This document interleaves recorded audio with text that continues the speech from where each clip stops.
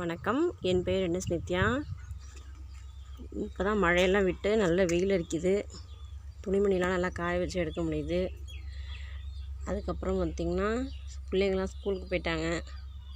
சரி மாடிக்கு வந்து பார்ப்போம் அப்படின்னு சொல்லிட்டு வந்தால் இந்த சோற்றுக்கற்றாழை நல்லா வளர்ந்துருக்கு. மழையில் நல்லா பெருசாகவே வளர்ந்துருக்கு.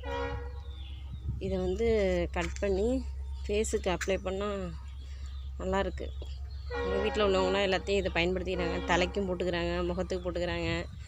ஆனால் எனக்கு இதிலலாம் இன்ட்ரெஸ்ட் இல்லை. நான் அதெல்லாம் பயன்படுத்துறதில்ல. சாதாரணமாக சோப் போட்டு முகத்தை கழுவிட்டு நமக்கு தான் வேலை சரியாக இருக்கா, மாட்டை பார்க்கணும், நாய்க்குட்டி பார்க்கணும், வீட்டை பார்க்கணும், பசங்களை படிப்பை பார்க்கணுன்ட்டு ஓடிக்கிட்டே இருக்க வேண்டியா இருக்குது. மதிய நேரத்தில் தான் கொஞ்சம் ஓய்வாக இருக்கும். அந்த நேரத்தில் தான் மரம்லாம் எப்படி இருக்குது, செடி கொடிலாம் எப்படி வளர்ந்துருக்குன்னு அப்படியே பார்த்துட்டே போகிறது. இன்றைக்கி வந்ததில் நல்ல க்ரோத் ஆகிருக்கு. இதை தான் பார்த்தேன்.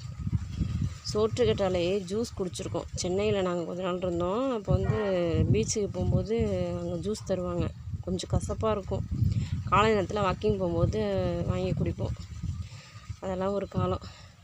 இப்போ இவ்வளோ வளர்ந்துருக்கு. ஆனால் இதை நான் ஒன்று கூட பயன்படுத்தவே இல்லை. அதான் நம்மள்கிட்ட இருக்கிறது நமக்கு அருமை தெரியல. அதோடு இல்லாமல் வயசானோன்னே இந்த அழகு இதெல்லாம் வந்து நமக்கு தேவையில்லை. நம்ம வேலை கரெக்டாக பண்ணால் போதும், கடமையை ஒழுங்காக செஞ்சால் போதும் அப்படிங்கிற மைண்ட் செட் தான் இருக்குது. நிறைய பேர் அப்படி தான் இருக்காங்க. என்ன பண்ணுறது? நன்றி, வணக்கம்.